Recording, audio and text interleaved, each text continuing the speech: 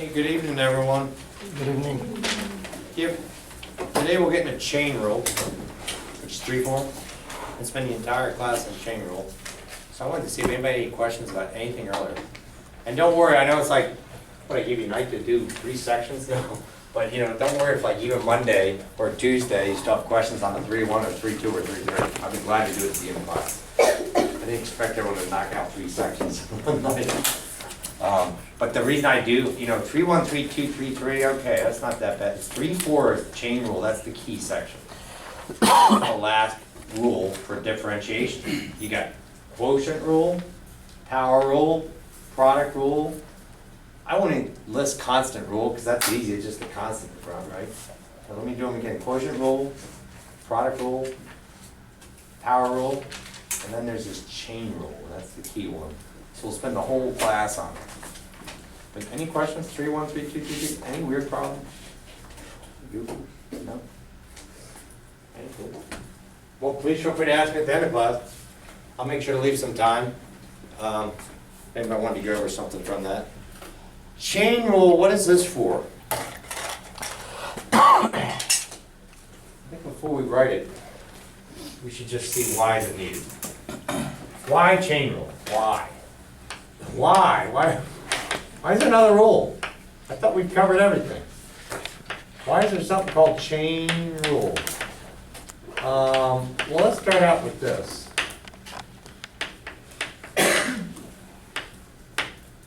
Let's start out there. Y equals 3x plus 5 squared. I want you to differentiate this. Find the derivative of y. Find y prime. Differentiate y with respect to x. Find the derivative of y with respect to x. Well, you already know some ways. We don't need chain rule. What are some ways? There's 2 ways to do it. You could expand everything, right? FOIL? Good, I like that. FOIL, do power rule. That's how I would do it. I would FOIL all that out, then do power rule. What other rule could you use? Because you made 2 of those. It could be a 3x plus 5, 2x plus 5, then you could use what? Product rule. So is everyone agree? We've got 2 ways to do that problem. One way would be expand it, which means FOIL it, and then just do power rule on each little part of the polynomial. Second way is, well, I could write that as 3x plus 5 times 3x plus 5 and do the product rule. True? Mm-hmm. So why chain rule? We don't even need it here. Here's why. There you go. That's why we need chain rule. Can you imagine how long it would take? You can expand that. Even with Pascal's triangle, that's a pain. Because that's to the 10th power, you follow me? This just gives you an idea like, oh my God, it would be ridiculous trying to expand that. Even if you did expansion of that, I mean, how many of these 3x plus 5s would you have? It would be a nightmare trying to do this by product. Because every time you have to do this product, and then take the product of that with this one, and then there's more to go, right? It would just be ridiculous. So, what we do is, there's a couple ways to look at this. We'll let u equal to something. There's a couple ways to write chain rule. I write it 2 ways, and you can pick the way you like. All right? I think eventually, though, it'll just become natural in what you do. It's going to be like a natural method that you use in your logic, in your thinking. But I'm going to start out, since the first time we did it, going, what's in this parentheses? 3x plus 5? So I can think of that as u. So I'll just go off to the side. And let's go ahead and let's let u equal 3x plus 5. Okay. So now, could you tell me what that equation is really? Now you have y equal to what? U to the 10th. You got a ui equals u to the 10th now. You agree? All right. Y equals u to the 10th. So far, so good. But I can use this to my advantage, because what I can do is, I let u equal that thing in the parentheses, that 3x plus 5, that portion in the parentheses. Well, then I could rewrite this formula y prime as derivative of y with respect to u, all right? And then multiply by that, derivative of u with respect to x.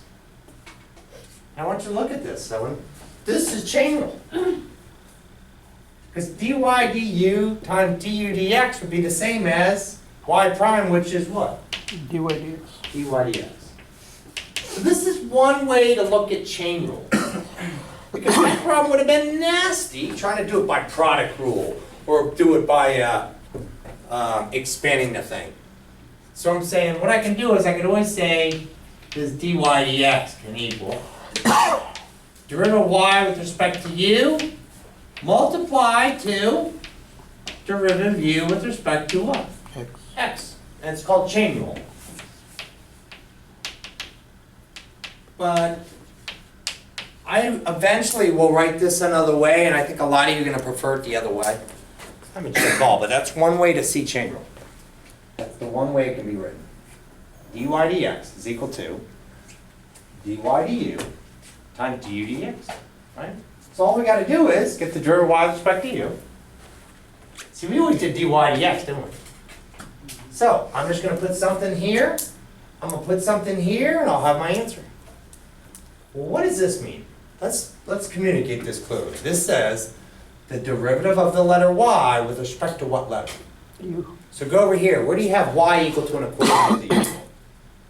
Here or here? Second one. Write this. So let's go over here. Let's see what we get. What would dy du be? That would be the derivative of the letter y with respect to u. What would that come out to be? 10. We can do power rule, can't we? Do the power rule on that thing. 10 in front, u to the what? 9. You're halfway done. 10 u to 9. I'll put it right here. You're 10 times u to the 9. So far, so good. Amber, okay? With that? Cool, this chain rule, I'm doing like 2 pieces. And where did I start this problem? I was like, I'm just going to let u equal something. Guess what I chose? The thing with parentheses. Right? Alright, so dy du is this. Now look, what's the other piece of chain rule? dy du times this guy, du dx. So let's go over here. Do we have an equation of u with respect to x anywhere? Mm-hmm. Hey, we wrote it right here. So can you take the derivative of u with respect to x? What would that be? 3. Just 3? Because what's the derivative of a constant? 0. 0. I think we're done. By the way, what is 10 times 3? 30. No, I think we got our answer. There's only one thing, when you write it, you find an answer. 10 times 3 is 30. Do me a favor. Don't leave your answer like that. You go, why? Didn't the original problem have what letter? X. X. So at the very, very, very end, if you use this technique right here, resubstitute. Because you got to have your answer in terms of what? X. What did you let u equal to at the very, very beginning? Go back and look. What did you let u equal to? You might have it somewhere on the side of your paper or something. Oh, there it is. U is what? 3x plus 5. So I'll resubstitute. Leave the 30. Put a parentheses. 3x plus what? Does everyone count that? Mm-hmm. Cool. That's chain rule. But I think you see a need for it, right? It's really for, here's the phrase, composite functions. Composite functions. Do you notice that's what's going on here? This was composed of 3x plus 5, right? There was this function like u to the 10th, composed of where u was this 3x plus 5. They call it composite function. One function composed of the other. One function composed of the other. And there are going to be just multiple times we're going to need this rule, right? And so that's why we'll just dedicate the entire class to just chain rule. This whole process here, that works, right? And I mean, isn't that one way to think of chain rule? Find the derivative of y with respect to x, dy d what? du times du dx. Now let's say you wanted to use this on a problem that was with respect to t. What's another way you could write it? If you had to find the derivative of y with respect to t, and you wanted to use chain rule, by the way, I call it chain rule, all right? If you had to do chain rule, what would you have to do? You would just do the derivative of y with respect to what letter again? U. du. You'd figure that out. Then multiply to what? Du dt. The du dt. You can do this anytime. It might be velocity with respect to time or anything. That's chain rule. I do want to say this though. I think a lot of you are going to do this another way. So I think I got enough room up here. All right, there it was. And we saw the story. We did that over there. We did this over there. We put this in there. We said that's chain rule. Da-da-da. It was very easy. Good job. But it was a lot of what? Come on, you got to admit, it was a lot of writing. Do you agree? For one problem. And I said you're going to be doing chain rule all the time. So you might want to kind of shortcut all this stuff. Well, there's another way this form was written. Everyone, this is chain rule written another way. I'll put it right under here, and I'll leave it all blank. I said it's for composite functions, right? Mm. Let's say if m equaled f of g. Let's say m is some function composed of what? G. Remember this from pre-calc? Yeah, I know. F composed of g. F of g. That's what's going on here. This was a function composed of another. It was composed of that 3x plus 5. All right? Then the derivative by chain rule will be f prime of g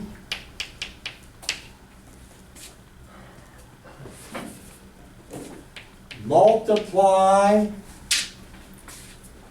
g prime of x.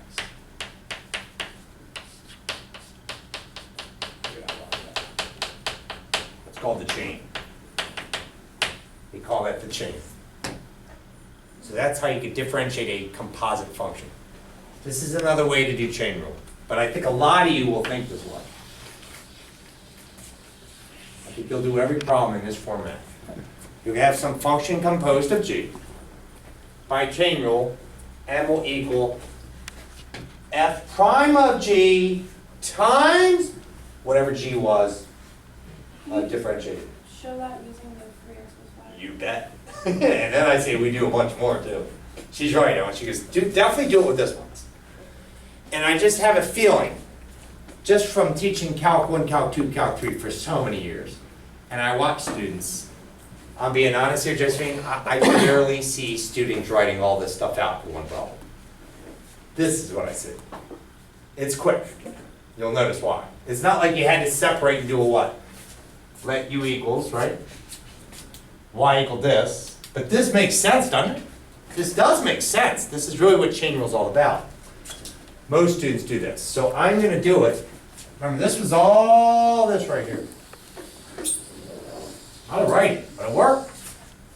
Okay, here we go. All right, what was the original problem? Y equal to what? 3x plus 5. I think a lot of you are going to prefer this. And after we do this, I say we make up a bunch more. A bunch more. Josephine, well over an hour, go straight through and keep doing them. All right. Check this out, Emma. I'm going to start you out.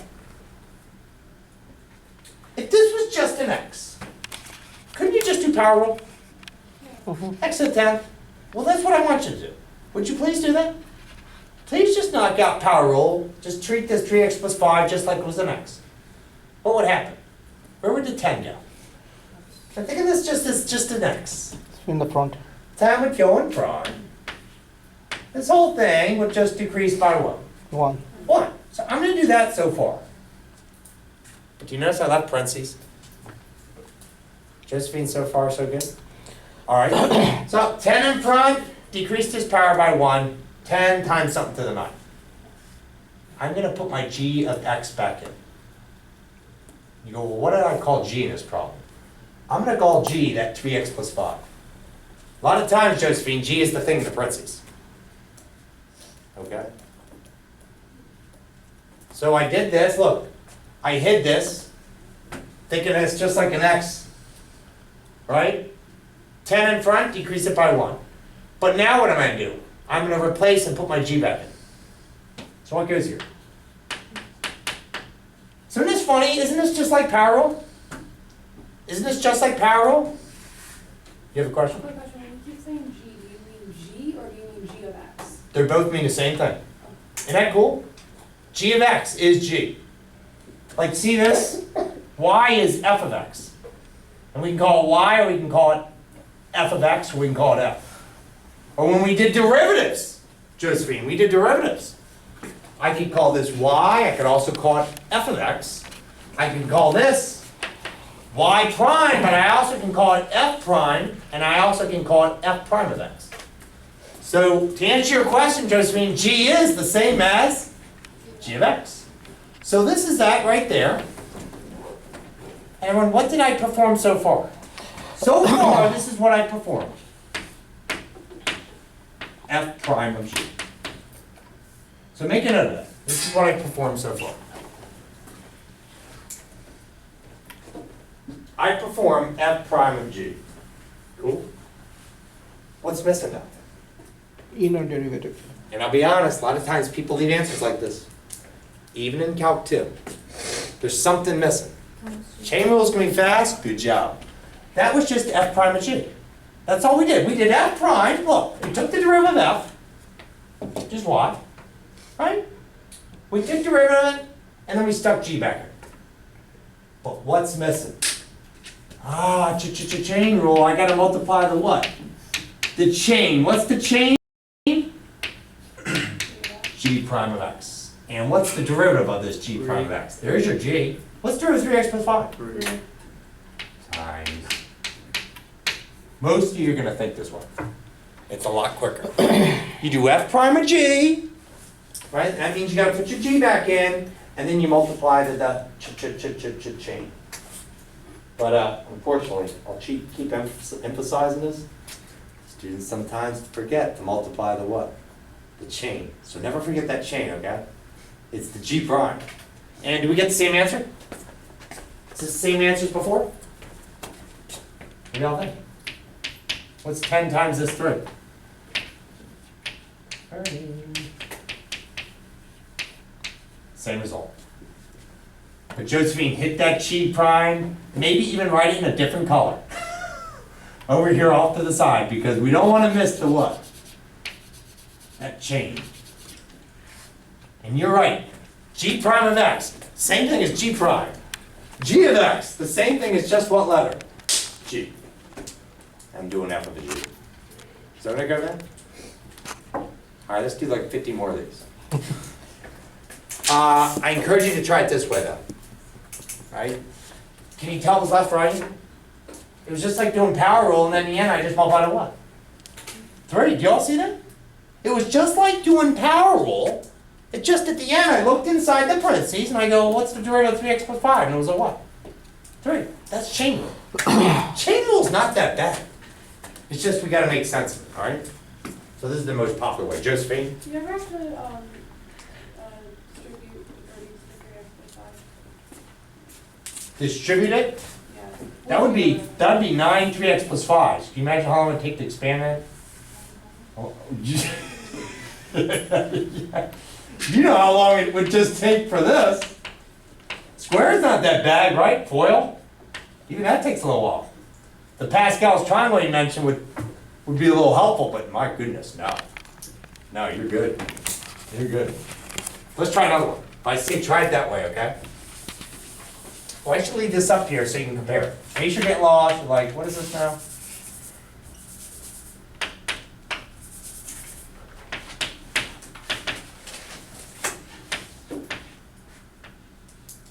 Leave that up here, right? That was the answer. Hey, Josephine's gonna make the next one. Josephine, what are you putting in the parentheses? Do I put something random? Yeah, make it a binomial though. You know, I did 3x plus 5, I don't care. 5x plus 7. Love it. Now make this a nasty high power. Don't make it squared, we got other techniques. Okay. There it is, that one. Get the derivative. Absolutely, we're using chain rule. That's right. We're like, oh, okay. Power rule, right? By the way, some calc instructors call this the extended power rule. Why do they say the extended power rule? That's the extension. But not many do. I always refer to it as chain rule. We're gonna put the 42. In front of the pen. Power rule, right? Put the G back. G was 5x plus 7, right? I'm just gonna stop right now here, Josephine. What have I done so far? I have done this. That's what I've done. I took the derivative of f, and then I put g back in. That's what that means. I took the derivative of f, and what was that? F was like a u to the 42. I took the derivative, and I put the g back in there. Now, what's the chain's derivative? Don't ever forget to multiply the chain. What's the derivative of that g? We're done, but we should multiply 5 to the what? 42, 42, right? 210, What's 5 times 42? 210. You're done. Is that okay with it? You're like, man, I got chain rule down. I'm gonna spend all class on this. Well, we gotta do trig functions, right? Everyone, we gotta do not just e to the x, how about e to the 2x? Chain rule. We're not just gonna do sine of x, we're gonna do sine of 2x. Chain rule. Do you hear what I'm saying? Sine of 2x, sine composed of 2x, you need chain rule. E to the, it's not just e to the x, wait, it's e to the 4x. Chain rule. It's used on so many problems, so I wanna make sure you're like, Just what? answer it this way. Really good at it. Oh, go ahead, what was that, Am? What was that? You could just instead of doing that, we just do this way. It's more easier. Yeah, I like it. You're just saying do this, right? Yeah. I love it. That's faster. Yeah. That's the way, a lot faster. Yeah. We did that once. I wonder if you'll ever do that again. No. She goes, no. Isn't it great? Just don't ever forget the what? The Chain. Yeah. You got it. A lot of times I'm writing tests. It doesn't have to be Calc 1, it could be Calc 2 or Calc 3, and I'm writing like, I'm doing stuff like that. Like, Stu made an error in a problem, I'm like, chain rule. All right, here's my next one. Sine of 2x. You want us to try it first? I think on these first few, Art, I want to walk people through them, Okay. just so you get comfortable with this chain rule. Because this time, everyone, it's totally different than the last one, I have to be honest. F and G, right? And when G a lot of times is in the parentheses, what do you think G could be? 2x. So we're going to call G the 2x, right? So what do you got here? Well, do you remember what's the derivative of sine? Cosine. S, two negatives here go that way. The derivative of sine of x is cosine of x. So I'm like, all right, there's my G, 2x, so I'm going as. So this would be like this, right? If the derivative of sine was cosine, sine of 2x, I'll write cosine, 2x. and then I'll put my 2x back in. That means I'm putting my G back in. And so far, everyone, this is what I've done. I've done this. I've taken the derivative of my f, and I've substituted my g back in the parentheses. Do you all see that? But is that chain rule? Is that no, chain rule is f prime of g of x times what? G prime. And you bet, everyone, you can imagine as a calc teacher here, Professor Master, how many times I've got this answer to this. How many times I've graded tests, name the calculus, 1, 2, or 3, that's what I've seen. And you're like, oh, what did I miss? There's something missing, the chain. What's the chain? 2. Yup, nailed it. Right here I'm gonna say, wait, don't forget to multiply G prime, and what's the, and most students like to put it in front. What's the derivative of 2x? 2. So in this final answer, I think the best way to write this is 2 cosine of 2x. Have you noticed with my writing on the board, if I ever just write cosine of x, I don't put parentheses. But the minute I have cosine of like a 2x, what am I putting right here? Parentheses. Parentheses. The reason is, everyone, if I didn't put these parentheses and I just write this, you might interpret that as just the cosine of a 2 multiplied by an x, right? That's what I mean. So that's why it's important. You'll notice it's a good habit to get into. Especially WebAssign. I get students all the time, like in my online course, and they'll go, "What? There's WebAssign made an error and they marked my problem wrong." And the reason they missed it is because they didn't do what? They typed in this. They didn't type in that. Cool.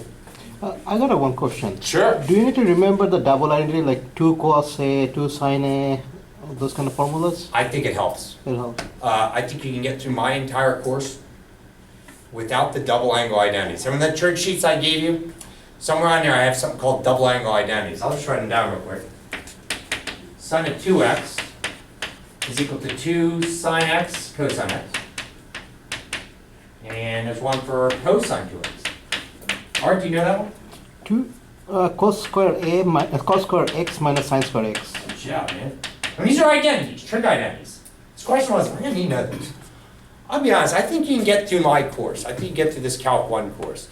And those two, you might never need them, all right? Calc 2, you're definitely gonna want this one, right here, and this one. You're gonna start emerging as being helpful. They're trig identities. And they're helpful and they can rewrite a sine of 2x a different way. That's the only time I think, when you run to get in Calc 2. Cool. All right, everyone, great job. This next one, Art, I'm not helping anyone.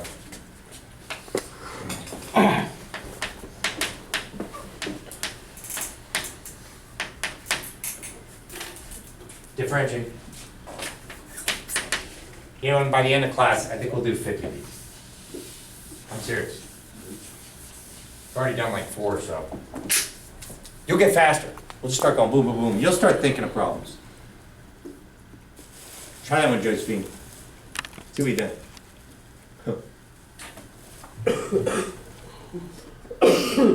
But Amber, do it the way you were saying. Don't do it. Do F prime and G times G prime. Yeah, that's more easy. And once I get you all rocking and rolling with this,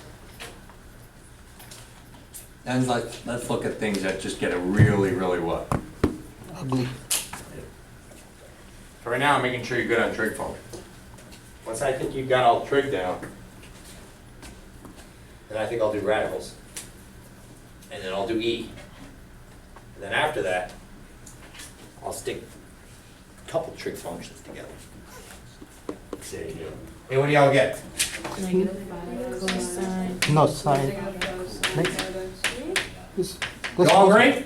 Yeah. sine. Everyone getting this? Why is it Hmm? sine? Isn't it supposed to be negative? Cosine's derivative is negative sine. What do you think? SCSES, what's the derivative of cosine? You know what cosine is? Negative sine. Negative sine. Right? Yeah. She's checking it out. Good. And then we multiplied the chain, right? Yeah, good. I got 5 minus sine 5x. Ah, let's see. So we did this. Negative sine of x, right? And then we multiplied the what? We multiplied the chain, which is g prime, right? All that was f prime of g. Then we multiplied the chain. What's the derivative of that 5x? 5. But now I have to just write this in a nice manner. Think about this though. That's a -1 times sine of 5x times a 5. Let me repeat that. That's a -1 times sine of 5x times 5. So the best way to write it is -5 times sine of 5x. Good deal. All right. On the test, how many chain rule problems you might have? 10. 10? Make questions. You know, like it can be this easy, but probably a little harder. But don't worry, we just started this, right? Yeah. We just started, but there'll be a few. You know what I'll do? I'll definitely have one like that, and then I'll go, find the equation of the tangent line drawn to the curve, right? And you know what to do, right? Yeah. You know exactly what to do. Would you have this like do it the other way or? Oh, no. Okay, Oh my gosh, no. okay. Heck no. I started that because I wanted you to see one way it's presented. It makes sense. When you saw me, I was writing it all out. U and the D, and I wanted you to see how everything flew. But now you're like, this is what's going Once you're on. off, Right? yeah. Everyone is able to mentally see how, okay, G is that little thing in the what? Your G, we can just treat it like hide it and go, what's the derivative of cosine? Negative sine. The only Put the thing G I- back in, multiply the derivative of the G. Right? Good. All right, we did sine of 2x, we did cosine of 5x. One more. Tangent 5x squared. I would like you to try that. Now, this doesn't help us with tangent, so I'm gonna have to write it over here. From yesterday, we just learned trig derivatives for the first time. What was the derivative of tangent x? Secant squared. Good job, secant squared of x. So we just learned that, so I'm gonna put it on the board, because I know you're like, gosh, I can't remember that from last night. So what tangent of 5x squared be? I think you see where g is though, right? Josephine, you see the g, don't you? In this problem, where's g? Yeah, there you go. You're gonna do f prime of g times g prime. Don't forget the chain.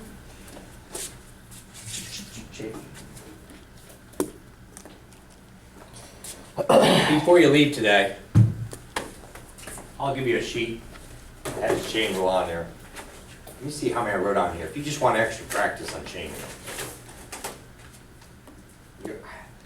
I need help with chain rule. I'm like, okay, here's a bunch.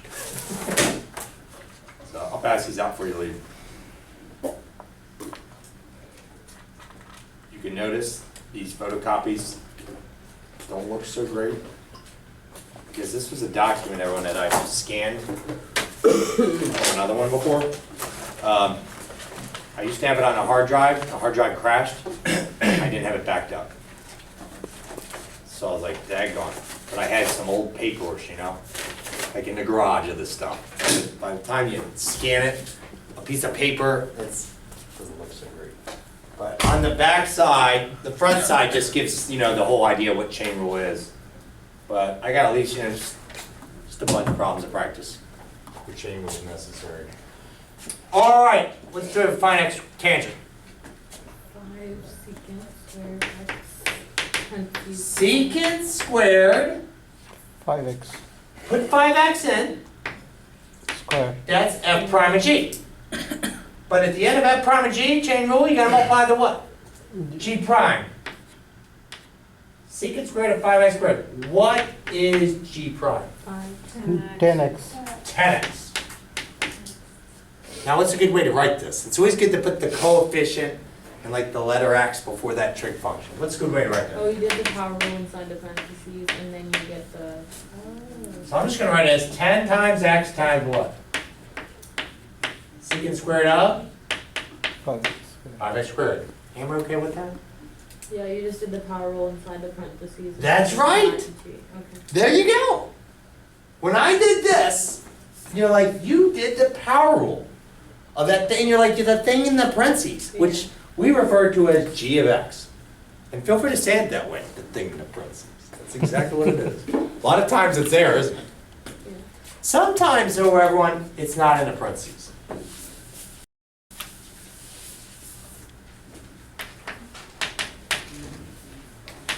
Sometimes it's up in the air. That's a composite function. We all know that the derivative of e dx is e dx. Mhm. Well, I'm sorry, everyone. The derivative of e to the 4x, y equal to e to the 4x, the derivative of y equal to e to the 4x is not going to be e to the 4x. Because it's a chain rule. Right? Mhm. But it'll be kind of like it. So let's try it. Well, if the derivative of e dx is e dx, everyone, I'm thinking of this as like, you know, some g there, right? My g is the 4x. Mhm. So if the derivative of e to a, just a, G. e to a g would be E to the e to the g, right? Mhm. Put my g back. That's the f prime of g part. That's the f prime of g part. But what's missing? G prime. The chain, which is the what? The G prime. What's the derivative, Amber, of 4x by power rule? Just a what? You saw it earlier, we Yeah, had a, four. we had a 10x, it was a 10, or 4x, was it 4 or 5x, a 5, the derivative of 4x is just a what? 4. You're done. Although, what's a good way to write that? 4. 4 e to the 4x, right? Mhm. It definitely looks better. 4 e to the 4x. All right. Hammer, try this one. E to the 4x squared. Can you differentiate e to the 4x squared? Oh yeah, it's e to the 4x squared. Hey, you're close. You're missing something though. You'd be missing the chain. Right? The derivative of e to the 4x squared is e to the 4x squared. Hold up, you'd be missing the chain. You'd be missing the chain. You want to try it? Or question? Which question? Oh, go ahead. So in this case, in the previous problem, G would be 4x. Yes! And what about here? 4x squared. Yeah. But notice here I didn't put those parentheses, did I? Because when it's up in the air, it's sitting by itself. I don't have to put it. Right? I put it here just because sometimes you can. Sometimes when they do that E, they just leave the what? They do stuff like that, right? That's G. That's G, right? You got it. I'm gonna try this. Y prime e to the 4x squared times, do the power rule on that 4x squared, what is it? You got it. What's a great way to write that?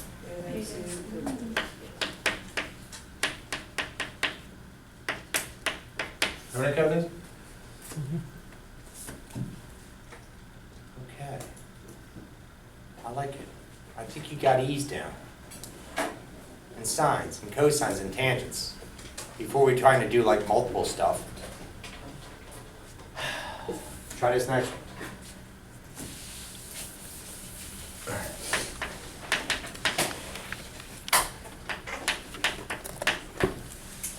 Oh boy.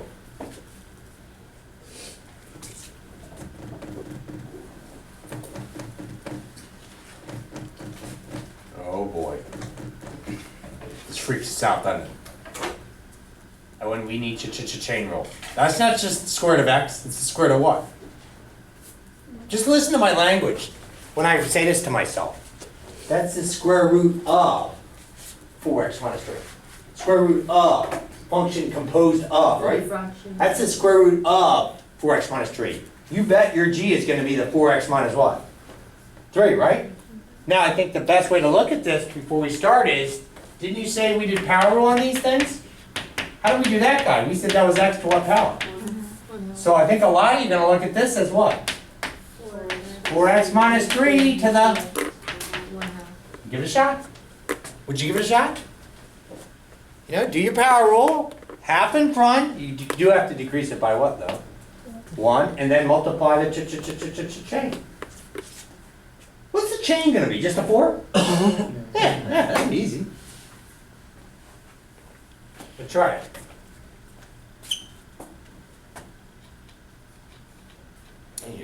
Then you got radicals down.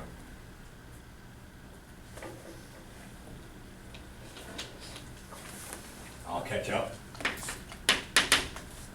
Half in front.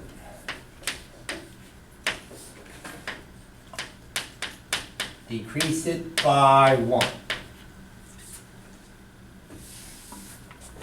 I get that a lot for the answer. Anything missing? That. The chain. Oh. What is it? 4. Now, I would really like you to never leave an answer like that. Students do though, they're so worried they're gonna mess the error. They're like, I'll take the hit on the simplifying error. They're so worried they're gonna mess something up. How can I simplify this? What is 4 times a half? 2. 2. Can I move this somewhere? Because I don't like to put negative exponents. Bottom. To the bottom. This is way better.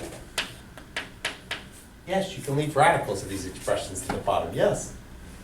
You want to do it. Can you write the radical back? I recommend it. I recommend it, everyone. The best way to write this, to me, is this. You go, why? Because I think eventually, you may have to find the equation of the tangent line drawn to the curve at x equal to 1. Right? What if they said that? Find the equation of the tangent line drawn to the curve at x equal to 1. All you simply have to do, there's the slope, plug in a 1 in for the what? The slope, and it looks nice and easy. Square root of 4 times 1 minus 3 will be easy. Josephine? I was gonna ask that, like, if you're trying to find the equation for the slope, what do you do with things that are like, well, like the ones we did before, where? We can use this one right here for a good example real quick. Well, Watch this. I meant specifically 5x plus 7 to the 41st. Like, what do we do with stuff like that? Oh, you would plug in, I'd say, find the equation of the tangent line drawn to the curve at that, to that curve at x equal to 1. Well, at x equal to 1, how do you find the y value associated with 1? You plug the y value into the original, but how do you get the slope? It'd be that derivative. And you'll have your crazy derivative there, and then that slope, you find that slope evaluated at the value of 1. You just substitute 1 into that equation. Right? And this one too, look. This is just as bad, Josephine. Look at this. Hey, find the equation of the tangent line drawn to the curve at this point. Okay? Oh, I mean at the point x equals 1. So when at x equals 1, what's the y value associated with this on this original curve? 4 minus 3, 1. 4 minus 3 is 1. What's the square root of 1? 1. So could you find the equation of the tangent line drawn to this curve at that point? You would say y minus y sub 1 equals m times x minus x sub 1. Right? But how do I get m? M is the what? This. But where do you gotta evaluate this? See, Josephine, we won't squeeze all that in there. We evaluate the slope at what x value? 1. At x equals 1. And what is 2 over square root 4 times 1 minus 3? Done. There it is. That's the tangent line. That's the equation of the tangent line drawn to that curve. Right? Cool? Can I ask you something? Sure. What happens if there are like a multiple inner functions? Oh, there you go. We're getting to that soon. That's coming up. Okay. That's coming up, everyone. Did you hear him? You know, like, you go, what are you talking about? Well, sine of 2x times cosine of 3x. Cool. So we'll do some of those. In fact, I got some here that I want to do. Give me a second. All right. All right, everyone. Hey, can we do one more square root? I wanted to do one more radical, and then I'll be pleased. I'll notice everyone's good with trig functions, exponential, radicals, and then we're going to do what Art said. Like multiple functions composed of others. What are you talking about? You'll see when we write it. Not too bad though, but you got to build. You follow me? That's what's wrong with this. If you didn't like some problems in it. Like by number 3, Stewart's problem is like, whoa! And you got to do like 10 in a row before you're like, I'm confident on this. Then you step it up. Just one more radical. Try this one, everyone. X squared plus 60. Can you differentiate that? They would just say differentiate it. And what do you mean? Find the derivative of y with respect to x. Remember, we don't need this thing anymore, do we? No. It's like, you're done.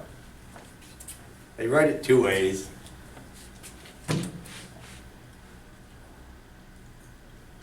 Hey, do you notice this too, everyone? Remember I used you earlier? Even you, Josephine, may prefer this. Look how I'm writing this. dy dg dg. I mean, that's really what's going on. That's really what's going on. It's another way to say it. Oh, what's the gg dx? That's the what? That's the chain. All right, I'm going to try this. First of all, I'm going to write this as all this to what power? What power is it to? All right? So I'm going to take that half, multiply it in front, decrease it all by what? 1. I'll put my g back in. I think I'm done, am I? No. No! I'm missing what? The derivative of x squared plus 16. Looks like you're gonna have to do power rule on that. What's the derivative of x squared plus 16? 2x. 2x. Do you agree? Amber, are you okay with that? What's the derivative of this? 2 in Oh, front, this is- okay, right? Yeah. Oh, good. What's the I was derivative of plus taking- 16? I was taking now, so- okay. And what's the derivative of plus 16? 0. Yep. So it's really 2x plus 0, but we're just gonna say what? 2x. 2x. And we don't even need the parentheses when you just say 2x. Now, does anything cancel? Bye-bye twos. So what's a great way to write this answer? Look at this. What's it, what letter right there? X. Let's leave that in the numerator. What can go down to the denominator? X squared plus 16. All raised to the half power. Kelly says, but hold up. If you got x squared plus 16 to the half power in the denominator, you can just write it with the what? Square root. That's the preference. That's how we should write it. What happened to the 2x? Are you okay? Yeah.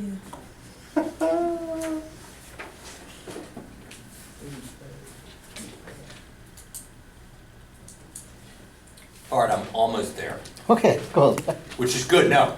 It's like, take it slow. You notice sometimes I do just an x or 5x, then I might go up to an x squared.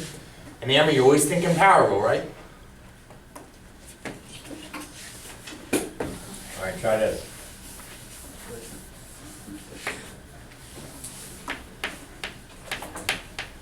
You go, hey, why is Messenger doing that? We've already done that one. I said, well, I haven't done one where there's a 5 in front. And that little 5 somehow throws students off. So this is what I mean, how we gotta build it slowly. Right? You gotta build slowly. Just that 5 throws people off. You go, oh, what do I need? Something else? What do I need? Do you remember the constant rule? I know I never write it down. What's the constant rule say? If there's a constant in front, can it just hang out through the whole problem? Yeah. Yeah, so don't let that affect you. Let that 5 just sit there. Let it just stay.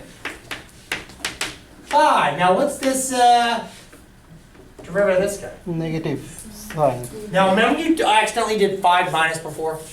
I'm going to put parentheses so we know we're multiplying these. So 5 times a negative sign of something. I'll put my g back. Sign up. 4x squared. What's g prime now? Because I'm calling that g. 8x? 8x? Now what's the best way to write this answer? That is not 5 subtract. And I'm so glad you brought that up earlier. That's 5 times a negative. Minus 40. That's 5 times a negative sign. So the final answer is just going to be negative, right? Yeah. Negative what? Negative 40x. There you go. Well, I love how you are saying this. I love how you are saying it's negative 40x sine of 4x squared. Right? Now some of you might bet, I thought I had to do product rule because of the 5. If it's just a constant, you don't need product rule. Right? Everyone agree? If it's just a 5, you don't need product rule. When do you need product rule? Stuff like this. X squared. And I'll do something simple where you don't need chain rule. When do you need product rule? Look at that carefully. What's in front of cosine x? X. See? A variable. That's when you need product rule. And you go, do I need chain here? No. You don't need chain, right? Someone say that? This is when you need product rule. X times cosine of x. But this was just a what? 5. So every time there's a constant, are we going to worry? No, just let it kind of hang around, right? It's almost like you can hide it, do the whole problem, in the end, multiply the 5 back. True? By the way, let's do one like that then. Ready?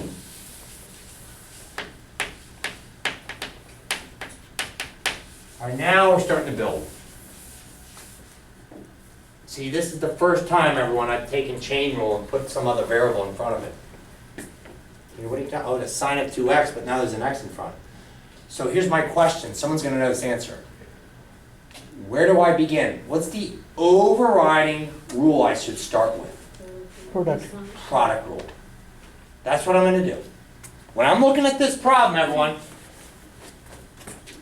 remember I like to use M and N?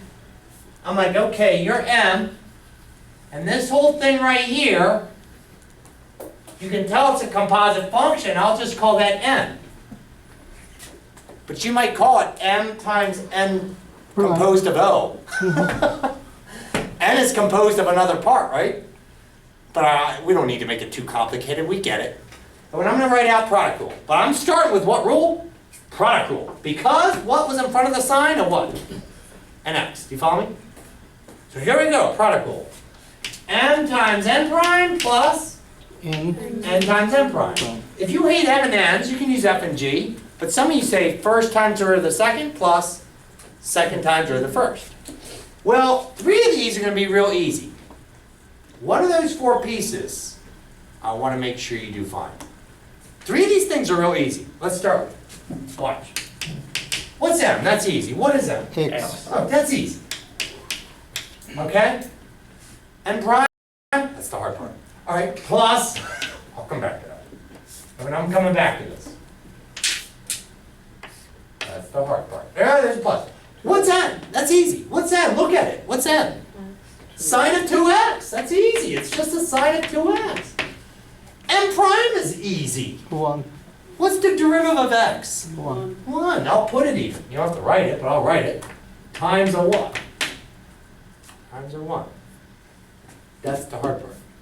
And students miss it all the time. So you get the sign. How do I do the derivative of sine of 2x? I have to utilize another rule. Chain rule. See? I have to use chain rule. Here I am doing product rule, and in the middle of product rule, I have to use what? Chain rule. Chain rule. And this is what Art was talking about when you use multiple rules. Right? Sarah, are you okay with it? Oh, yeah, I'm so sorry. Oh, thank you, thank you. And Amber, if you still if you still have questions, hit me. Hit me, but right? So far, so good? Where'd you get the 1 from? Oh! So I did M times N prime plus N times N prime. M is right here. What's the derivative of X? Just 1. Does that make sense? It's like if there's a power rule. Add 1 in front, decrease it by what? 1. And I think even after a while, you'll get used to some of these. 10x always becomes 10, 5x becomes 5, 3x becomes 3, 2x becomes 2 when you do derivatives. You're like, well, then what's an x become? What's in front of it? 1. All right, Ellen, would you give me the n prime? Yep. 2 2. cosine 2x. Cosine of 2x times a? Cosine, I'm gonna squeeze in there. Here I go. I'm doing chain rule. Times a Cosine 2x times a? 2. Times a 2. And I can do it like this, right? Can I write it like that? Mm-hmm. 2 cos 2x? Yep. Are you sure? You have to multiply. You okay? Oh, good. Everyone okay? Awesome. Josephine? Is there a, like, you know how there's PEMDAS for just regular functions? Is there a PEMDAS for the different rules that you can use to find derivatives? Well, Because you could said- probably make your own cool acronym, but I got you the order. Yeah. It's gonna change. There'll be some times where you start out with this or start out with that, and we have to recognize it when we look at the function. So that's why. Good question though. So would you, We looked at but this. does product rule always come before? Sometimes we have to do product rule and then chain rule in the middle, right? I don't think you'd see something where you're doing chain rule and then product rule afterwards. It would either be product rule before the what? Chain while in the middle of while you're doing product rule, and it would be the other option would be doing quotient rule. In the middle, you doing quotient rule, you got to utilize what? Chain rule. If that helps. Good. Hey, I want to know a great way to write this. You shouldn't leave it like that. You should always put coefficients in the front. Mm-hmm. What can I put way out in front of this? 2. 2x cos. Let me get that x next. 2x cosine of 2x. 2x plus Sine of 2x. sine of 2x. You go, can I factor something? Nope. Not the sloppy, sorry. Maybe I can factor something out of that. Can I factor? No. But sometimes you might use that trig identity you talk about, the double angle. I had a student do that once, Art, on a test. And I got my pen out to mark her wrong, and I was like, oh my gosh, that's the right, she took an answer that Extra looked space. like it, she used a double angle identity and wrote it another way. Did she Like, get well, ex- she did right, you know? Did she get extra credit? Oh my gosh, I saw it once in like 15 years, haven't seen it since. But feel free to do it this year, Will we get extra no credit? problem. Nah.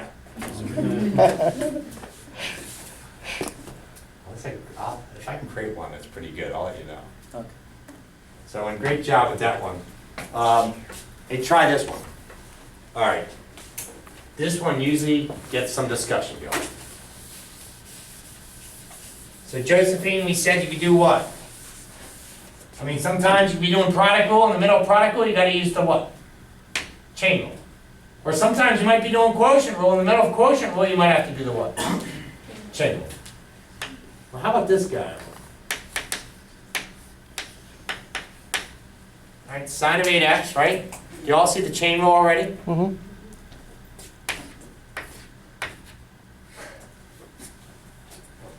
Gosh, there's a couple ways to do this. Josephine, so this is gonna kind of help you understand why you asked your question. Is there like a phrase like PEMDAS, the orders? You could approach this problem two different ways. You could approach this as doing chain at the beginning. And while you're doing chain, in the middle of the problem, you gotta do chain again. You gotta do a chain with a chain. You go, what? Or you might look at this problem as product rule, and while you're doing product rule, do chain. Okay? You'll see why. I'm gonna do it both ways. I will do this both ways, but when you do it, everyone, would you do it the way you prefer? Okay? I'll be honest with you. When I grade a problem like this, I get less errors. I do. I get less errors if students look at this problem as starting with product rule. Because how many sine of 8x's are there? 2. So this is the first way I'm going to look at this problem. I have to differentiate this. I get less errors if students look at this problem as, let me write it right here, sine of 8x times a what? Sine of 8x. I get less errors. They call this the what? That's the first, this is the second. And they do, oh, product rule. First times are the second, plus the second times are the first, right? And as you're doing that, do you have to somewhere do a chain rule in the middle? Yep. So let's try it that way.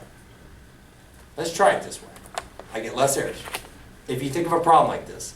Because I'm sorry, that can get confusing. Look at that thing. Sine, parentheses, 8x, close parentheses, another parentheses, squared. So if I do product rule,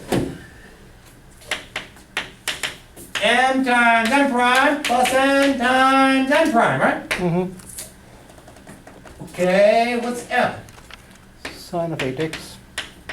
First time, that's tough. Maybe I'll do that later. What's that? Sine of 8x. That looks tough. Mm-hmm. All right, can you help me with the tough part? What's the derivative of sine of 8x? 8 cosine of 8 of it. That's it? And when he took cosine of 8x, that was this part. And you multiply the chain. And you're sensing, you see when chain rule's needed. And when he wrote, here's gonna be cosine of 8x times a what? 8. And where should I put the 8? Is it okay now that I put in that chain in front? Mm-hmm. I know in the formula it's written afterwards, but everyone's okay I put that chain in front of there? Austin okay with this? Cool, no? So what would this one be? Wouldn't that be the same one? That's an m prime. Is an m prime going to be the same as the m prime? Mm-hmm. So this is another what? 8 cosine of what? 8x. But everyone okay so far? I get less errors when students do this problem this way. Because you're going to notice something. The entire first part before the plus sign and the part after the plus sign are identical, aren't they? I get less errors. Students crush this. I rarely see errors when students do it this way. You know what you got? You got 8 sine 8x cosine x, and over here you got plus 8 sine 8x cosine 8x. And they are like terms. They are like terms. You got 8 sine 8x cosine 8x plus 8 sine 8x cosine 8x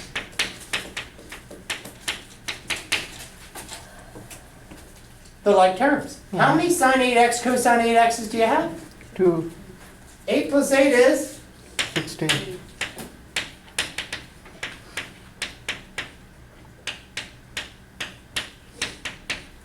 But don't worry about doing it now. Hidden in there, I think you could use the double angle identity somehow. Yep. He sees it.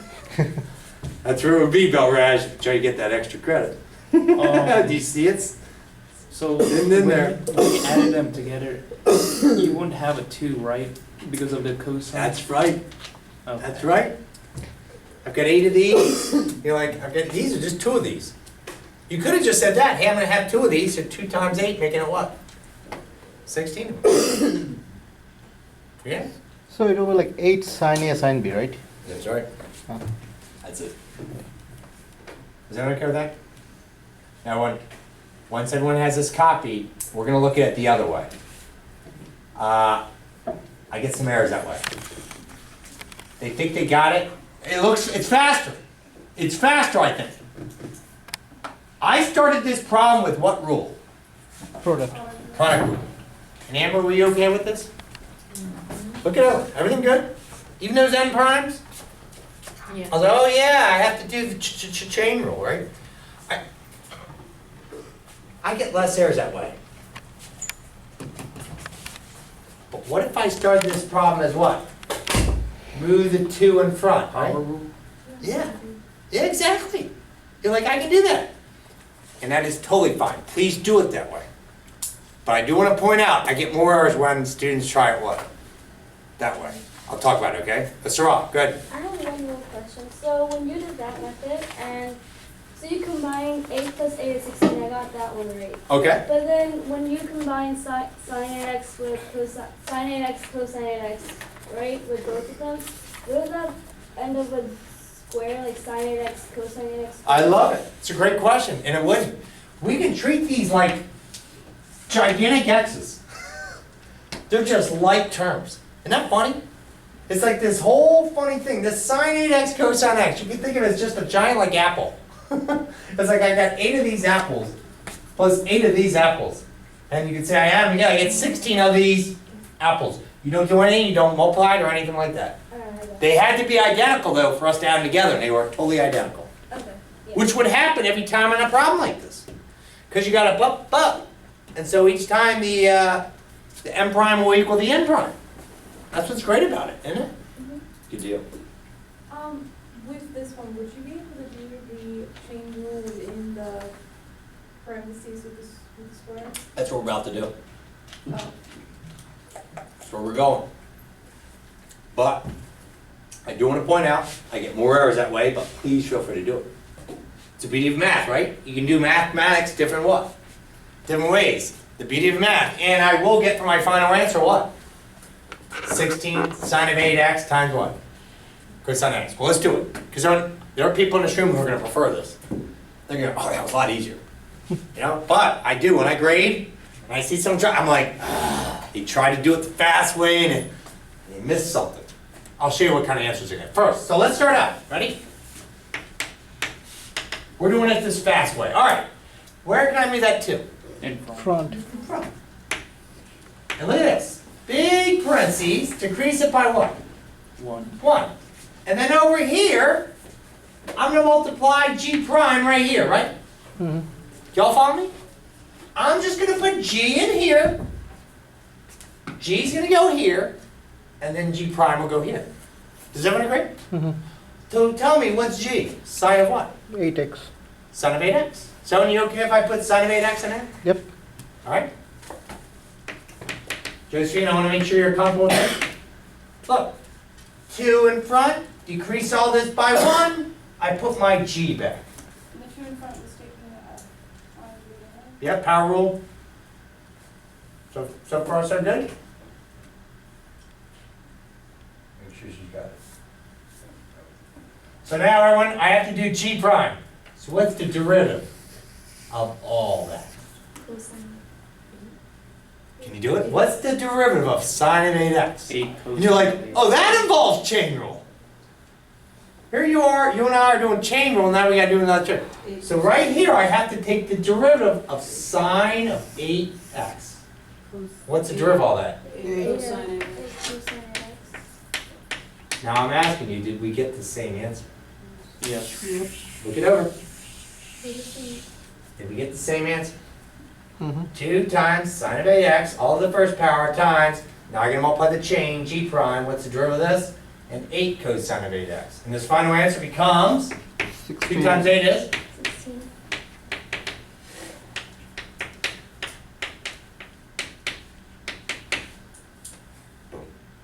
If you like it, do it. I just want to tell you multiple answers I get. I get 2 sine 8x times 8. I get that all the time. Like the cosine of x just kind of disappears. Cool? So be careful with that. I get some strange answers on that one. Cool. But a lot of you may prefer this. You know why? You may go, this was faster. You find it like quicker. You just gotta be organized. You gotta make sure that this is your entire what? There it is, and then my whole G prime chain has to be that. But if you notice carefully there, when you did a chain with a chain in there, right? It's like 2 chains. Good deal. Question? I just wanted to say that since it's in parentheses, that becomes G, right? Mhm. Whenever something's in parentheses, it becomes G. I know, you're always trying to identify what's this, what? What's this G of X? And a lot of time, where is it? In parentheses. I know. And you go, when isn't it in the front? I think when they do the y equals e to the 3x stuff. Okay, there's no parentheses, but we know that's our what? G. That's the G, right? Good deal. But even when they, look. Does anybody remember a natural log derivative? 1 over x. I'm gonna put it over here. And Sarad's gonna help me do this problem. All right, that derivative was 1 over x. Okay?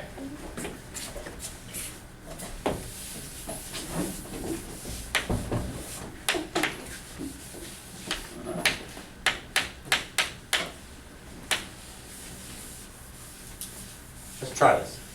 Guess where the G is? 3x plus 5. So watch how we do this. The derivative of ln of x is 1 over this. Look at this. Now let's see how this works. The derivative of ln of x is 1 over that part. So I'm going to do that. ln of x, 1 over that. So to the derivative of this, 1 over 3x plus that. 5. I just did the f prime of g of x. I still haven't done the g prime part. You all see what I did? Mhm. Look, ln of x became 1 over x. So derivative of this would be ln with derivative y equal to ln of 3x plus 5 is 1 over the 3x plus 5. But now, what's the g prime? 3. And Sarah, the g was that 3x plus 5, right? What's the derivative of 3x plus 5? 3. And I have to put it up in the numerator, right? Mm-hmm. So I can put it here. Where else could I write it? I would put it over times that 1. What's 3 times 1? 2. So what would this final answer be? We can't simplify that, can we? Is what one? Surratt, seems like it's always in the parentheses, isn't it? Yes. Cool. When we're given a problem like that one, the previous one, on a test, can we do both ways so we can check our answer, I guess? That's brilliant. I'm not trying to put you, that is brilliant what you just said. It's really done by students. And I don't get too upset when I feel like someone's in a rush wants to get a test done, because sometimes what'll happen is like a cognitive load will take over, where your brain will you just fry it. So you're just like, let me just get through here, and by the time you're done, you're so exhausted mentally, you don't even have the what? The strength to kind of go back, and you're worried if I go back, I'll change things. But boy, is that brilliant. When you can do a math problem 2 different ways, you're double checking to make sure you did the whole problem what? Done correctly. Yeah. I'm totally serious. And I didn't do it enough as a student. I was the one who just, I finished early. And then later on I was like, daggone it, I should have just sat there and checked some of these things, you know? You know what I mean? It's like this stuff that I went up. You know, I'm talking about composite functions. You remember this f of g of x stuff? Yep. Right? Well, let's say f was, and I'll be brief on this. this isn't calculus, but this is pre-calculus stuff. Let's say f was x squared plus 1, and let's just say g was 3x minus 4, okay? Now, what's f composed of g? It's what squared plus 1? F composed of g is 3x plus 4. 3x Minus 4. minus 4 squared plus 1, right? And let's say I asked a student to find f of g of 2. Well, do you agree they can just plug a 2 in here? Yeah. Yeah, that would work. But a way you could check to make sure you did all this stuff right is you're like, well, hold up, I'll plug 2 into the what? Into the g, get a number, and then I'll take that number and plug it into the what? Into the f, and I should get the same exact what? Answer, and you're showing it, I made sure I did the whole problem right. Does that make sense? Cool, so that's good, it's a great idea. Great idea. Hey, in a second, I'm gonna do something like that. Okay, because there's gonna be a problem on the test, you're like, and I'll find it, where you're actually tested that you actually know this whole rule right here. What is it? F prime of g times g prime. You go, what are you talking about? I do chain rule every time. There's a problem, it kind of shows that you actually understand that whole concept. It's in the book, and I'll show it to you. But before we do it, can we do one? I did all the trig functions. I did sine of x, I did cosine of x, and I did tangent of x, right? Except I did like a sine of 3x and a cosine of 2x, and I did a tangent of like 5x squared or something. I want to do the other one. Remember I said there's 4 that come up often? I want to do a secant. Ready? Differentiate this.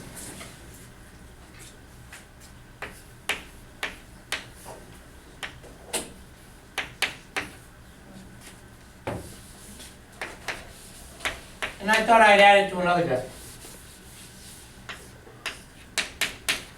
All right, good luck.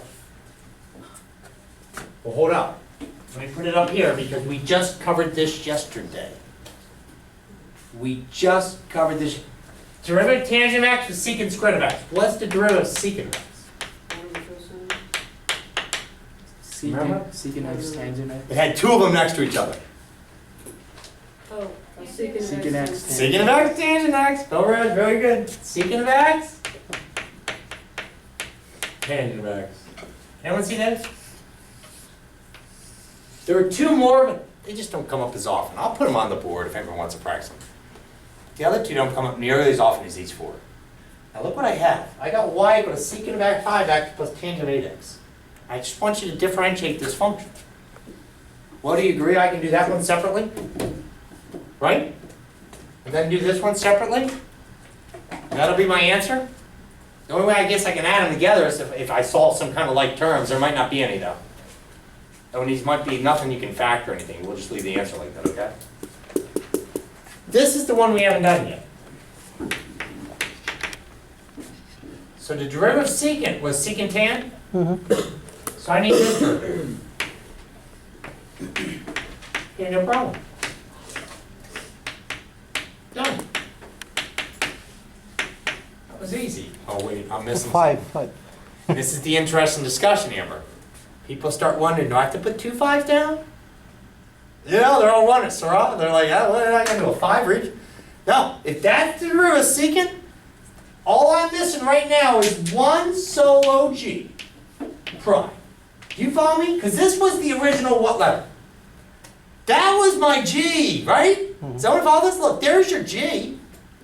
So in the end, I did all this, and now I need g prime. Well, what's the derivative of 5x? 5. 5. And then where do I like to put the g prime now? Front. Stick it in front. Put it in front. Eventually we're going to anyways, it's a coefficient. You'll get in that habit. Now, try it with that guy. We already did one like this, but do it again. That's the secant squared, right? And that's, what's the chain? 8.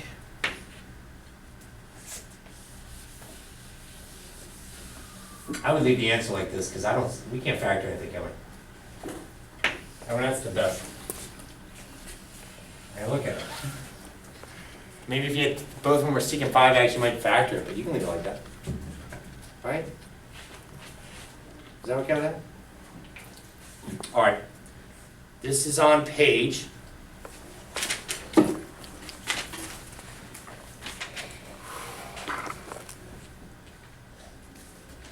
Oh, if anybody wants me to do one out of that textbook, I'll be glad to.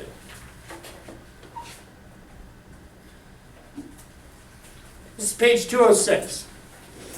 This is one of the problems. I'll try to do the even one so I don't do the odd. This is number 63. Ready? Here's x.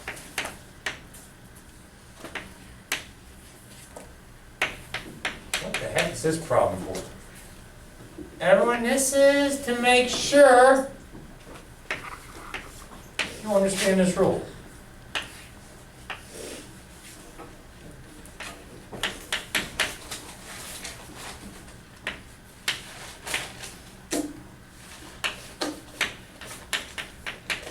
Plus, there's another reason I put this problem down. A lot of you, like, you still gotta take like a placement exam. You go, for what? You never know, like, you're trying to get in the master's program at some Ivy League school. This is what they'll do. They'll go, well, we're gonna take a little placement exam. We'll see how you do in the maths, see if you're okay with this stuff. Well, what will it cover? Well, it covers up to calculus and all this stuff. These are the kind of things they put on. All right. Do we do f primes 4, 8, 4, 5, 7? And lastly, g prime of x, 6, 7. All right, I put 63 for practice, everyone. We're gonna do part B. This is what it says. Let's do A. I'm sorry. I'll start with A. If h of x, ooh, they came up with another letter. If h of x is f of g of x, ooh, you know me, I like to use m, see? M for messenger. Everybody like to do m for messenger, but they're using what? H of x. All right, so if h of x is f of g of x, they said find h prime of 1.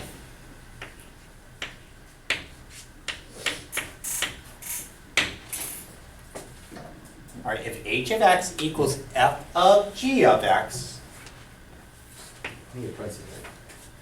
Find h prime of 1. So do you all agree we have to do chain rule? It's a function composed of g.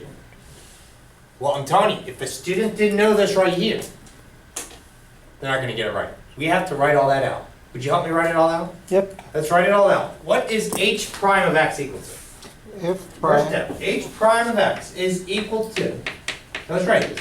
H prime of x is equal to, try it from memory. See if you can do it without looking over there. What is Okay. it? F prime F prime G of g of x x, close parentheses, anything else? times Times G prime of x. g prime of x. I'm going to try to emphasize that times there, right? Was everyone okay with this? Uh-huh. This is true. H prime of x would be f prime of g of x times g prime of x. So far, so good? Yep. I say we start here. And first, well, even before we do that, I apologize. What letter is x in this problem? They give us a number. 1. So would you substitute 1 for every letter x in here? Yep. H prime of 1 would equal f prime of g of 1, 1 which is 5. times g prime of 1. 1, yeah. So far, so good? Yeah? Mm-hmm. All right, cool. I say get that. Just look it up in the table. Go find it in the table. Oh, that's 6. And when you go, how do I read this table? So that's another, we gotta get used to this table. All right, that's f, that's g, that's f prime, that's g prime. We're trying to find g prime of what? 1, There's the 1. So g prime of 1 is what number? 6. So I can replace this whole thing right here with the 6. Mm-hmm. Okay? Put a parentheses around it. That's 6. Amber, do you see that? All right, cool. Where do I go next? This is where I didn't want you to slip up. I can't do that yet. You know in math, you gotta do the inner parentheses first, right? Mm-hmm. Right? So the first thing we gotta do is go into this table and find the what? G of 1. The G of 1 in that table. You gotta find it. Before you can get to this F prime, you gotta go find G of 1. You gotta do this little thing first. What's G of 1? 2.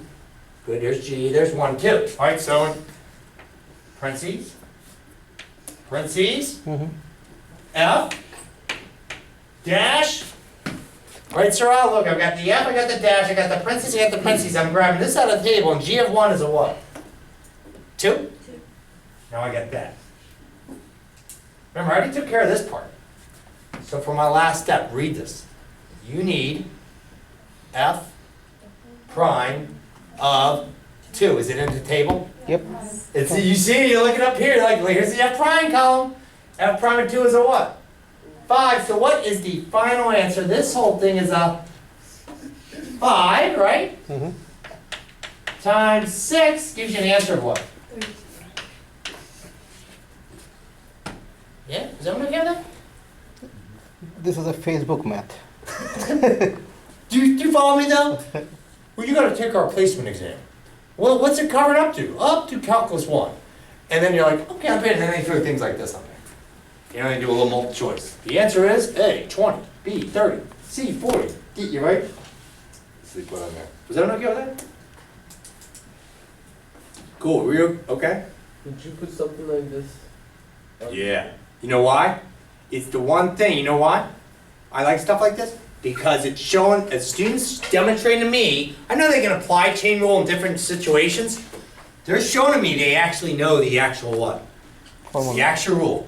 They're showing to me, because that's the only way you can get the problem. You know the actual rule. It's F prime of what? G of X times G, because you'd be surprised. Sometimes people go, I know chain rule, and I go, write it out for me, and they do this, look. Oh, I know it, and I go, well, write it out for me. They're like, it's, yeah, it's, everyone, can you see my errors? Mm-hmm. They're like, and then it's times G. You know, like, you know, it's like, nope, nope, nope, nope, nope. Where's the funny dash? It's what? There, and what's in here? Just a G. And then what gets multiplied very, very at the end? G prime. G prime of X. So that's really what it's all about. Did you want to do another one? All right. Good, yeah, let's go on. Oh, this was letter B.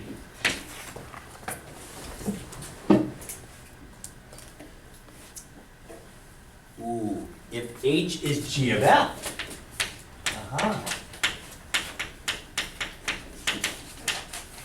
They're twisting the letters on you. Now you really need to know chain rule. If H equals G of F, can you find H prime of, what number did they say? H prime of 1. Oh, whoa! What did they do on you? They were making you write chain rule with the letters switched around. I just think you can.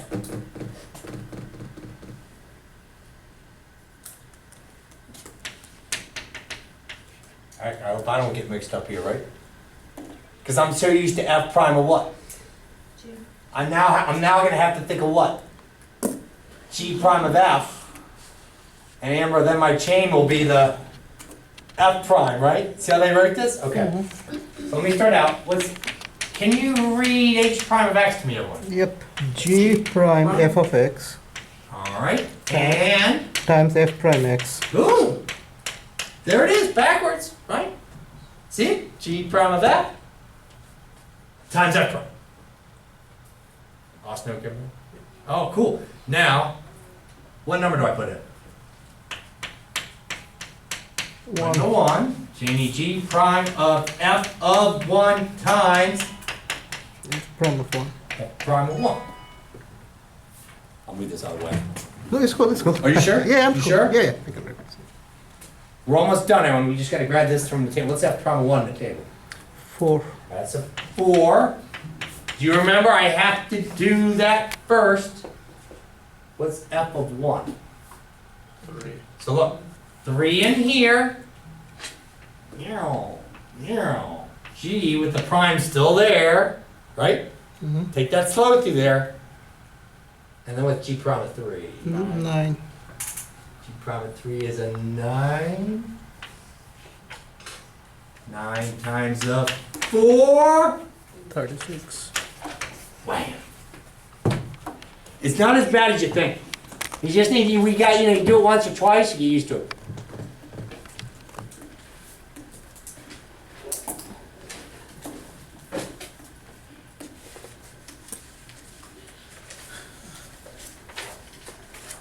Hey, want to do one more? Sure.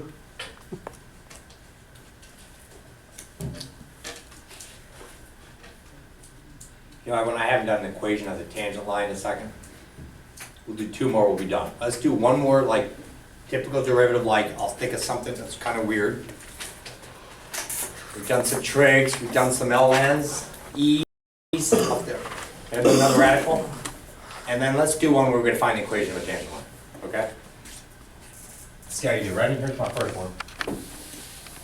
Now, if it is a just log base 10, that's also 1 over x, right? Derivative? That's right. Okay. Oh, whoa, I'm sorry, I apologize. I just heard what you just said. You said log base 10. Uh-huh. You will rarely see those, okay? Okay. You will rarely see those. I want to show you something. Have you ever heard of they call it the, what's it called? Someone had to find this on a calculator. I'll give you an example. Do you know there's a way you can find out with a calculator? Yeah, log of 7 divided by log Divide by of log of 5. 5, yeah. And so, and what I'm going to show that to you. You can think of this as log of 7 over log of 5. That's going to help you remember this already. So if you had to calculate, I'll just get this out of the way. You had to calculate log base 5 of 7. Uh-huh. And you go, well, I have my TI-83 calculator here. And it's only got a log base 10 button and an LN button. Right?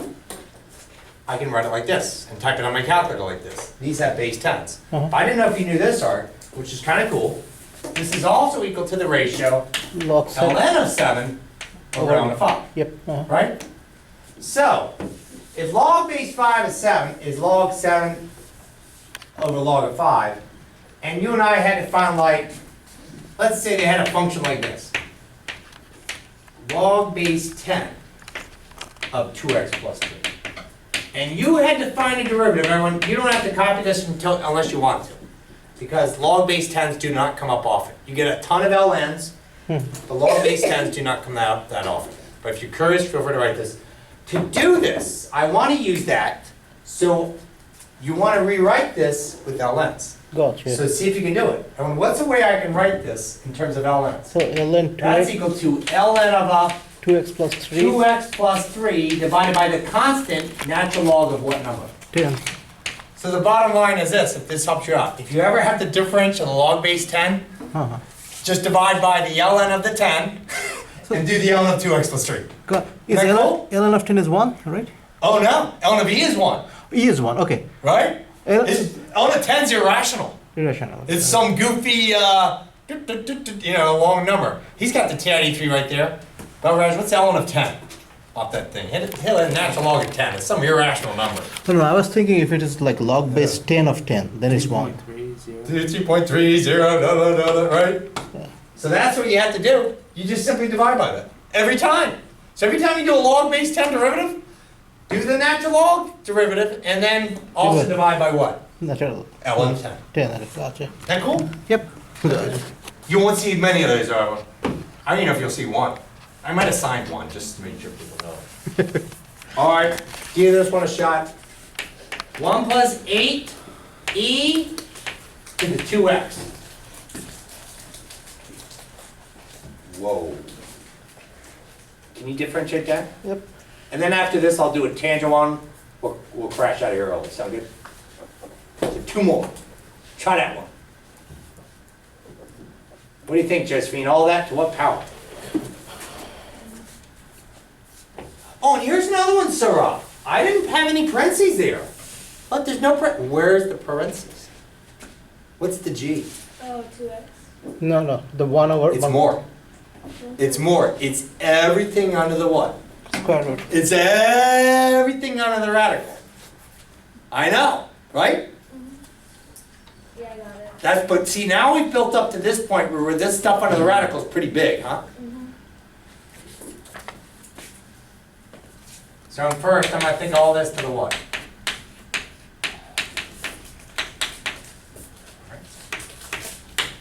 So half in front, decrease all this by what?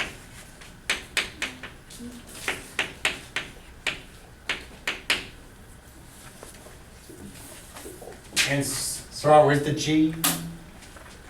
All this is my what? G. Here's my G. So what's the only thing I need left over? G prime, right? That's what I'm curious if you can get. You gotta get the derivative of all that. Well, what's the derivative of the one part? What's the derivative of constant? 8. Zero, Oh, right? 0, sorry, yeah. You wanna agree? Let me make sure. Derivative of that is 0 plus, 82x. and we're okay with that? Derivative of that's 0? Yeah. You're good, and then plus, but we gotta differentiate that.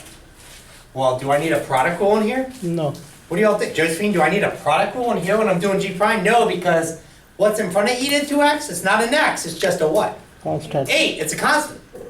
So let that 8 stay there. Tell me how you do this derivative. It'd be 8 e to the 2x times 2. 2. So do you see this? It's like we're doing a problem that needed chain rule, but then when we take the derivative of this, we need to apply chain rule again. That's what we mean, like it's like a double chain problem, right? Do you see it, Josephine? Or she's not. Here's what I did. Here's my original big G right here, right? Look at all this. This is the big G. 1/2 in front. Decrease all this by what? 1. Great. Now I gotta multiply what? G prime. So you gotta get the derivative of this. But we've gotten derivatives. We did a problem just like that earlier today. Do you remember? It was just like an e to the 4x. What was the derivative of e to the 4x? 4 times e to the what? 4x. 4x. So what is the derivative of the 1? 0. And the 8 doesn't affect that? It's the constant. And by the constant rule, the 8 will just what? It'll just hang out. It'll just hang out. So let that 8 hang out, and you're going to go 8 e to the 2x times what number? 8 e to the 2x times what's 2. that change? Which makes it what? Not 16, there is a 2 over there. So, That's right. So what's this final answer here? so 8e to 2x divided by 1 over 8 e to x square root. What do we get? 8 Uh, e to 2x. Anything cancel? yep. Those 2's go out, right, everyone? Mm-hmm. All over? Square root of? 1 plus 8 e to x. Let me make sure. Does that one agree? Yep. Does that one see it? Where do you get the 2 from? Ah, right here. Watch this. In this problem, we did a chain rule and then there was another chain. I just didn't write it out. But as we're sitting here, all you and I had to do is get this derivative. You go, all right, that's a 0. But how do I differentiate this? The 8's just the constant, so the 8 just what? Stay there. How do you do a derivative of an e to the 2x? It's not just e to the 2x, is it? How do you do the derivative of e to the 2x? You again need what rule? Chain rule. So what's the derivative of e to the 2x? 2 times e to the 2x, right? E to the 2x times the 2, the chain. Does that make sense? Yeah. But that's why we're saying this problem is like, whoa. When I started out, I was doing it, I thought this was my G, and then it's almost like I had like an H up here, and I had to do the H prime thing. Cool. So the G prime of 1 plus 8 to the 2x is that? It's 8 e to 2x times a 2. She's not seeing it. Why are you multiplying? I know why. And what's the derivative of that? I can slowly bring it through here. What's that derivative? It's just not it. What's the derivative of that? E to the 4x times a? Times a 4. Chain rule. Right? Here, let me do another one. I just gotta take you in there. So we'll get you there. Try another one. Ready? What's y equals e to the 6x? What's that derivative? That'll be e to the 6x. That's f prime of g times. What's the derivative of 6x? 6. So far, so good? Yep, oh good. Now I got a 5 e to the 6x. And you gotta get the derivative of that. What's the derivative? It'll be e to the 6x times a 6, but what do we do about this 5? What do you do about the 5? Just let it stay there. So the 6 times the 5 became a what? 30. And then one more. I want to, how about a y equals 1 plus 5 e to the 6x? How do you differentiate that? Well, the derivative of the 1 is just what? 0, but what's this become? This would be 5e to the 6x times a 6, 30e to 6x. So that's what was going on there. Right inside there. But if that one had like an X or something, then it'd be something different. Yeah, did you say like an X right there? No, like right with the one, or if it was like. Oh, you're right. Hey, watch this. I'll put it and then I'll erase it. You said, what if this was an X? Ready? Mhm. Psst, psst. All right, then what would I have to squeeze? I think we got enough room here, Amber. Get the squeeze right there. What's that derivative? 1, then a plus. The only thing is I don't think we could write it like this. Because now look at it. You see? Yeah, and we couldn't write it like that. Cool? So when that was Amber's problem. We'll end on Amber's problem. Hey, as you're leaving, can I give you a chain rule just to play around with over the weekend? Yeah, sure. The only thing is, everyone, I didn't write out the answers to the back, so if anybody wanted to try all these, and then you could tell me the answer key, would that work? T-Bell Raj, that would be a good bonus. You give me the answer key to these? I didn't write them. I got too tired when I finished this, so I never put out the answers to this. So on one side is chain rule, the back side is just, hey, when do you need chain rule? Students always ask, well, I don't know when I need chain rule. And so I give like 23 problems on the Thank you. back of this thing. Remember, they're on the back, so you can do this. Hey, you need one, didn't you? I didn't get a chance. It was so crazy, I didn't get a chance to read my own. So I'll get to it tonight. All right. Cool. Everyone on that, and next class, I'm sorry, we're just gonna have to do some more chain rules, is that all right? Yep. I'm serious. You do not move past this rule until you got it. Oh, hey, thank you so much. I'm not gonna move past this rule until everyone smokes this rule.